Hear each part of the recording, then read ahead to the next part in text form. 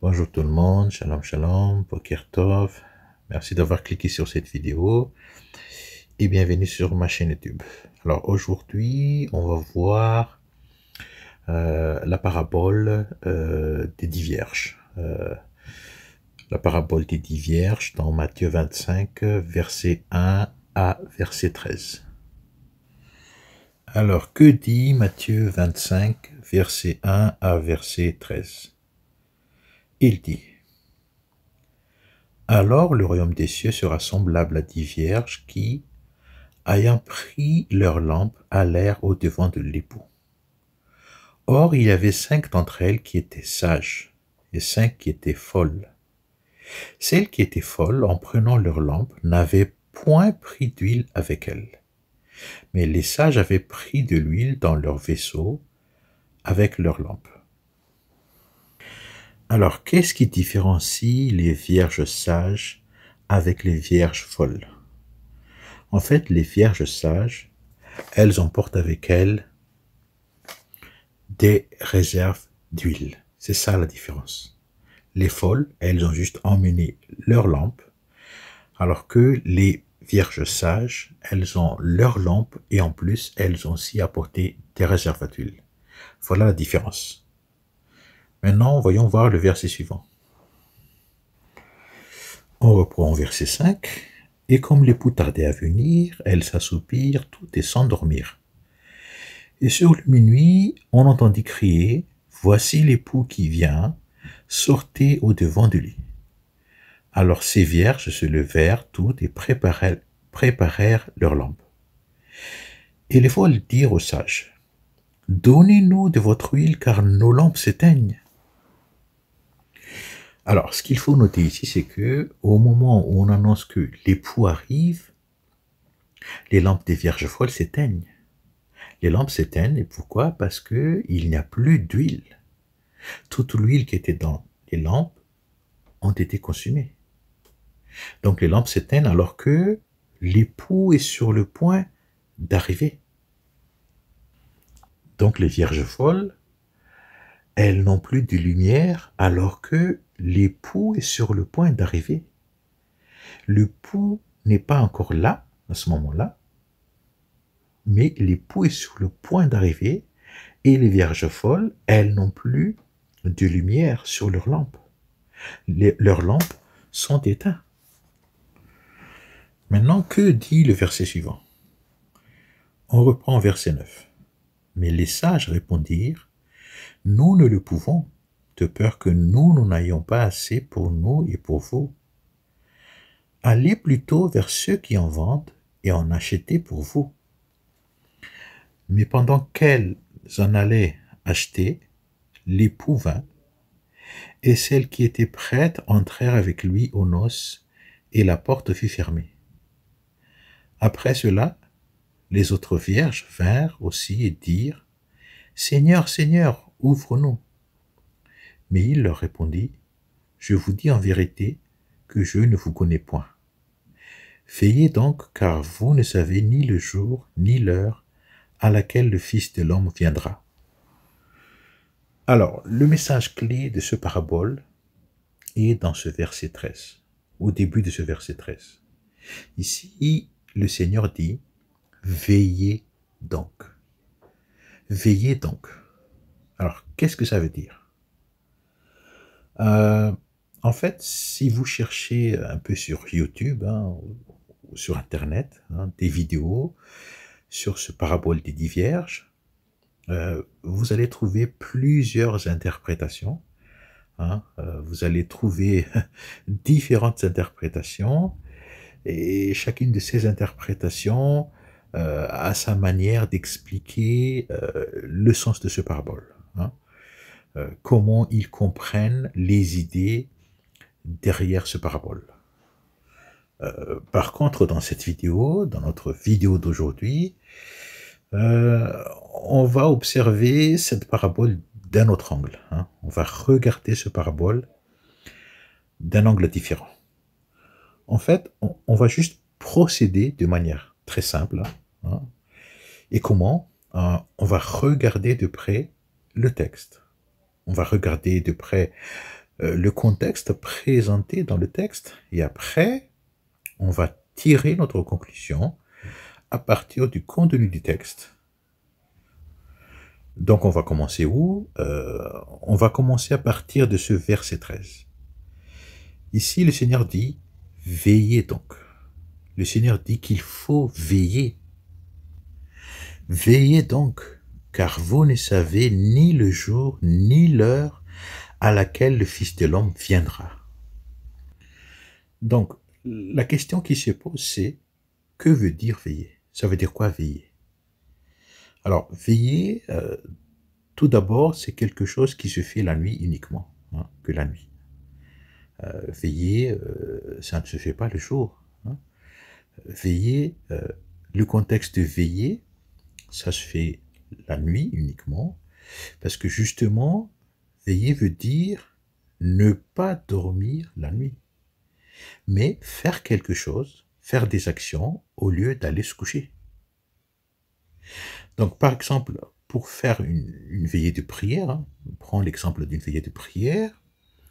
Faire une veillée de prière, ça consiste à se réunir à plusieurs pour prier ensemble pendant la nuit avec les lumières allumées. La lumière est un élément obligatoire dans une veillée. Hein, s'il n'y a pas de lumière, hein, il n'y a pas de veillée, hein, mais plutôt du dodo. Hein. S'il n'y a pas de lumière, c'est du dodo. Ça s'appelle pas une veillée, mais dodo. Hein. On ne fait pas de veillée dans le noir. Donc, pour veiller, il faut de la lumière. Donc, quand on va aller dans une veillée, il faut apporter de la lumière. Si on reprend l'exemple de la veillée de prière, comme on va faire de longues prières, hein, pendant la nuit, donc il est préférable d'allumer des bougies. Hein. Bon, même s'il y a de l'électricité, la lumière des bougies va générer une atmosphère de sainteté. Donc dans une veillée de prière, au lieu d'utiliser l'électricité, bah, on utilise des bougies, hein, pour éclairer l'endroit. Donc pour continuer à avoir de la lumière pendant longtemps, pour tenir jusqu'à minuit ou même au-delà de minuit, une bougie ou même un paquet de bougies, ça ne sera pas suffisant. Il faudra au minimum quelques paquets de bougies, hein, peut-être une dizaine ou une quinzaine, pour tenir au-delà de minuit. Et justement, le contexte dans ce parabole des 10 vierges, c'est exactement pareil. Hein. Dans ce parabole, le contexte, c'est une veillée destinée à l'attente de l'époux. Donc on ne sait pas à quelle heure l'époux va arriver, hein, mais ce qu'il faut faire, ce qu'il faut prévoir logiquement, c'est d'emporter avec soi à la fois la lampe et à la fois quelques flacons supplémentaires, hein, pour constituer de la réserve d'huile, hein, au cas où l'époux tarde à venir.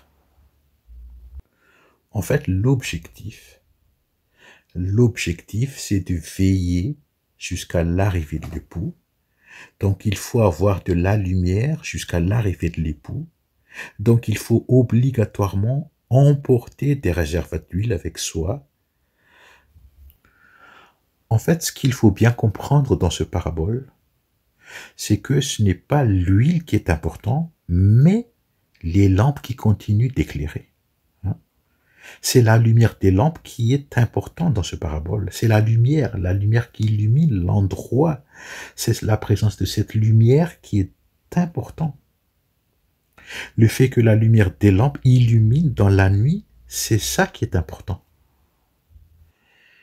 Et donc c'est pour cette raison-là, que les jeunes filles qui ont emporté des réserves d'huile sont appelées les vierges sages. Hein, parce qu'elles ont compris, hein, qu'elles vont faire la veillée pour l'attente de l'époux, donc il faut aussi emporter des réserves d'huile avec les lampes. Hein. Elles ont compris qu'il faut que leur lampe reste allumée pendant toute la durée de la veillée. Hein. Donc il faut avoir des réserves d'huile pour que la lumière des lampes continue d'éclairer dans la nuit, jusqu'à l'arrivée de l'époux. Et puis à l'opposé, les vierges folles, quant à elles, elles n'ont pas l'air de comprendre qu'elles vont aller faire la veillée de l'attente de l'époux. Hein. Elles n'ont pas compris que dans une veillée, il faut que les lampes restent allumées en continu pendant toute la durée de la veillée. Pour que ça soit possible, il faut avoir assez d'huile. Donc il faut des réserves d'huile. Et comme elles n'ont pas emporté des réserves d'huile, donc on les appelle des folles. Voilà, les vierges folles. Donc le premier point clé dans ce parabole, c'est la lumière des lampes. Les lampes doivent rester allumées pendant toute la durée de l'attente de l'époux. La lumière des lampes doit illuminer l'endroit jusqu'à l'arrivée de l'époux. Et puis, à l'arrivée de l'époux, il faut que chaque jeune fille tienne leur lampe pour que l'époux puisse voir que ces jeunes filles sont belles. Bien coiffées, hein, bien maquillées, hein, un visage et une coiffure qui va faire fondre le cœur de l'époux. Bon, ici, dans ce parabole, le Seigneur Jésus ne précise pas qui est l'épouse. Donc, on ne sait pas si l'épouse, c'est les 10 vierges, hein, ou une autre jeune fille. Hein. Donc, on ne peut pas se prononcer dessus. Par contre, ce qui est sûr, c'est que ces 10 jeunes filles sont invitées aux noces. Donc, elles portent des habits de noces, des robes de noces, des robes de jeunes filles pour les noces, avec les cheveux coiffés pour les noces, avec le visage sublimement maquillé pour les noces. Et donc, pour que tout ça se voit, hein, pour que leur beauté soit visible, il faut que chaque jeune fille tienne sa lampe allumée.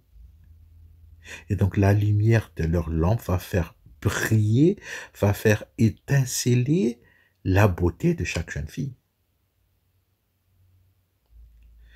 Donc, le premier point clé dans ce parabole, c'est la lumière des lampes.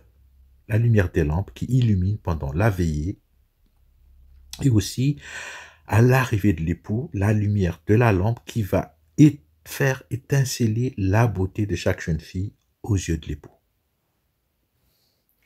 Maintenant, quel est le deuxième point clé? Le deuxième point clé, c'est le nombre 5. Pourquoi le nombre 5? Pourquoi 5 vierges sages d'un côté et pourquoi 5 vierges folles de l'autre côté?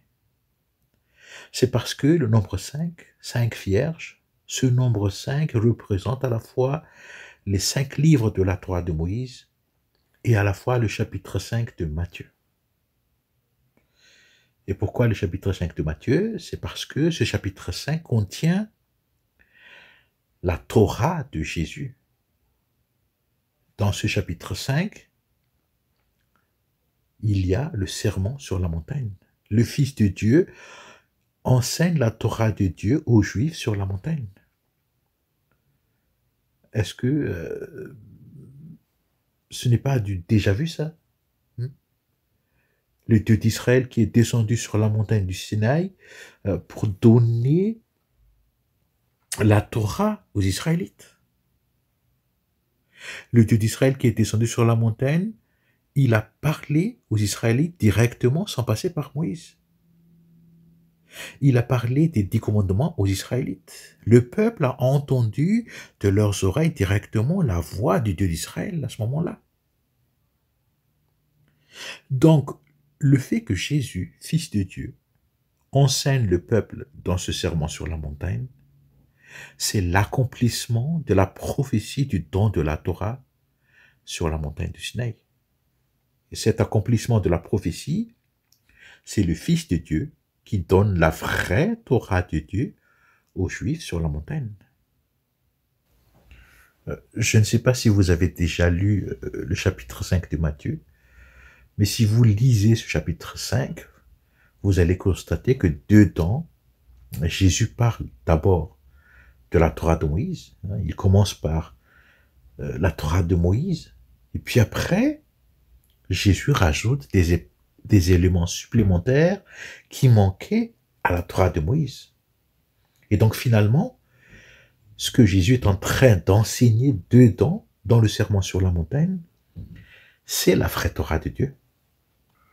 Du coup, puisque cette parabole des 5 vierges sages et 5 vierges folles nous révèle premièrement l'importance de la lumière des lampes pendant la veillée pour la vente de l'époux, et puis deuxièmement, nous révèle aussi le mystère du nombre 5, le nombre 5 qui pointe vers la Torah de Dieu, la Torah de Dieu dans le chapitre 5. Donc, ce qu'on va faire, on va aller voir le contenu de ce chapitre 5.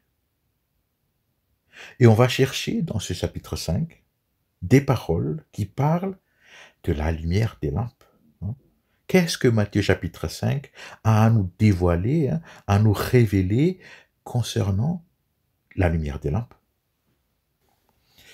Alors, voilà le fameux chapitre 5. Matthieu chapitre 5. Alors, qu'est-ce qu'il dit Matthieu chapitre 5? C'est quoi ce sermon sur la montagne? Il dit: Or, Jésus, voyant le peuple, monta sur une montagne, et s'étant assis, ses disciples s'approchèrent de lui. Et ouvrant sa bouche, il les enseignait en disant, voilà, donc il a, en disant, voilà, toutes ces béatitudes, tout le contenu du chapitre 5, on commence là.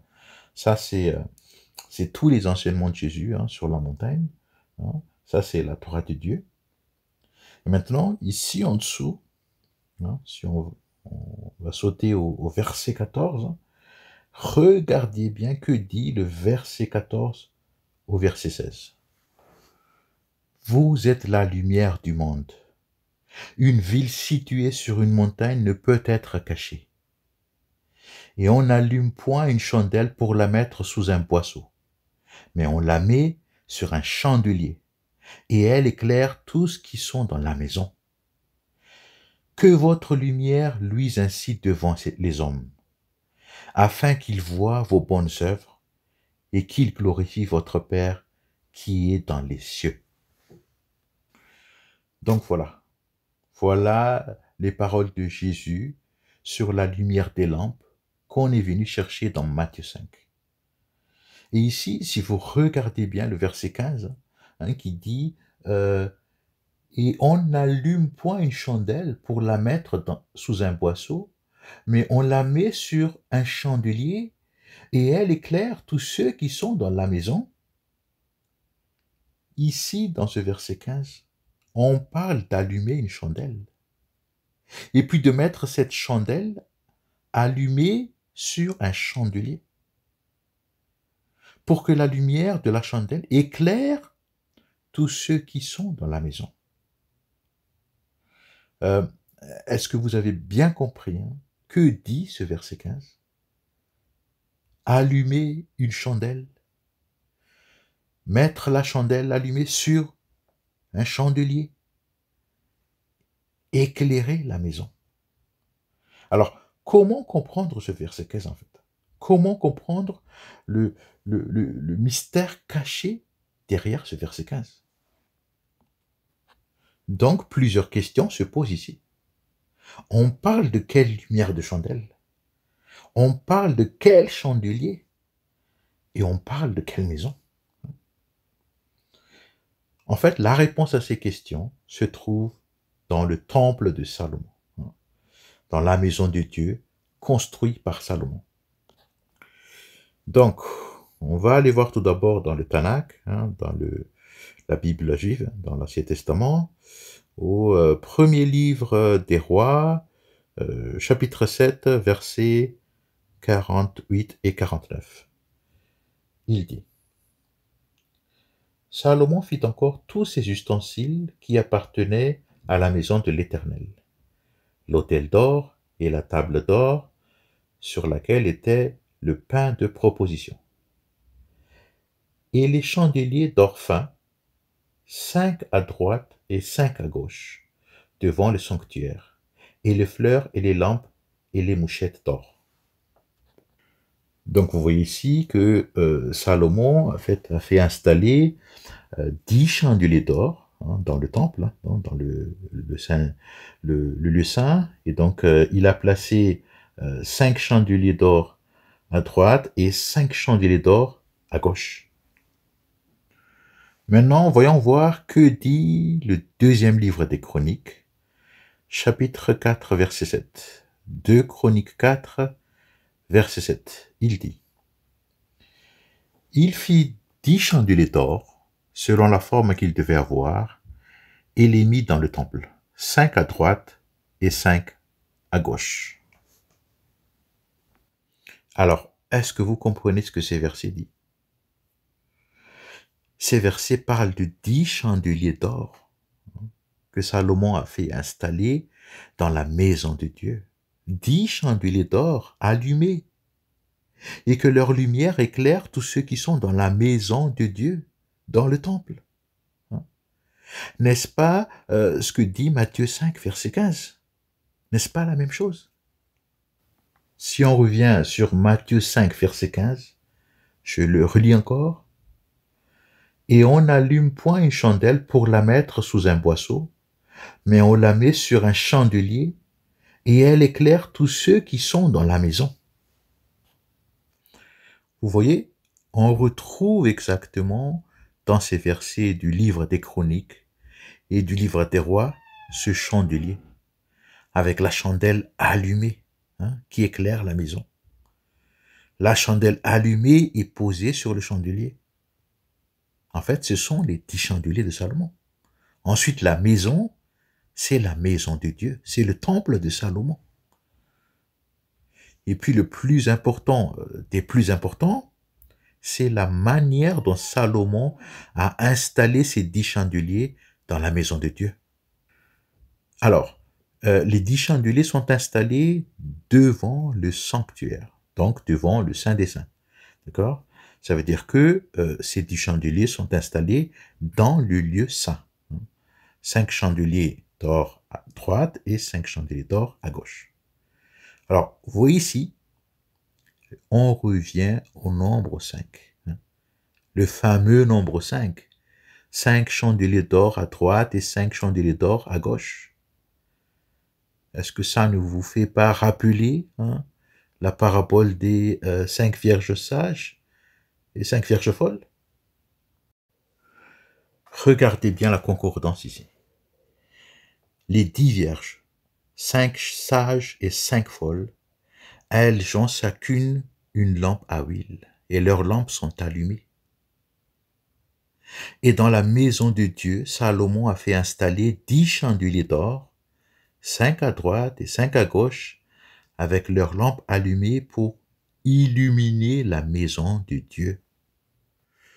Donc si on fait une petite inventaire des objets qui sont installés dans le temple, quels sont ces objets? Alors, on a tout d'abord l'arche de l'Alliance, qui est déposée dans le Saint des Saints. Ça, c'est le lieu très saint. Ensuite, dans le lieu saint, donc après le rideau, au milieu, il y a l'autel d'or de Moïse. Ça, c'est l'autel des parfums qui était dans le tabernacle au désert. Ensuite, à droite, il y a le chandelier d'or de Moïse. C'est lui qui était dans le tabernacle dans le désert. Ensuite, toujours à droite, Salomon a rajouté ces 5 chandeliers d'or. Ensuite, à gauche, il y a la table d'or de Moïse pour le pain de proposition. Et cette table d'or était dans le tabernacle au désert. Ensuite, toujours à gauche, Salomon a rajouté ces 5 autres chandeliers d'or. Donc, en fait, en résumé, dans le temple de Salomon, on retrouve le chandelier d'or de Moïse, l'autel des parfums en or de Moïse, la table d'or de Moïse pour la peine de proposition. Ces 3 objets, Moïse les a fait fabriquer au désert pour le tabernacle. Puis, plus tard, Salomon a rajouté les 10 chandeliers d'or, 5 à gauche et 5 à droite. Maintenant, pour terminer cette vidéo, écoutez bien. Combien y a-t-il de lampes sur un chandelier d'or? Combien y a-t-il de lampes sur un menorah d'or? Il y en a 7, n'est-ce pas? Il y a 7 lampes sur un chandelier d'or. Donc, si on calcule 7 lampes multipliées par 10 chandeliers, ça fait 70. 7 fois 10 est égal à 70. Donc, sur les 10 chandeliers d'or, il y a au total 70 lampes allumées qui éclairent la maison de Dieu. En plus des 7 lampes du chandelier d'or de Moïse. Donc, j'aimerais vous poser une question que vous pouvez répondre dans les commentaires. Ma question pour vous, c'est: qui représente ces 10 chandeliers d'or avec les 70 lampes? Quelle est la signification de ces 70 lampes? Qui représente le nombre 70? En fait, si vous trouvez la réponse à cette question, alors ça va nous permettre de découvrir qui sont les 10 vierges dans la parabole de Matthieu 25. La réponse à cette question va nous permettre de révéler, de dévoiler qui représente les 5 vierges sages qui seront enlevées au moment de l'enlèvement. Alors, n'hésitez pas à faire savoir votre réponse dans les commentaires. J'aimerais connaître votre point de vue et je vous en remercie d'avance. Béni sois-tu, Éternel notre Dieu, Roi de l'univers. Amen.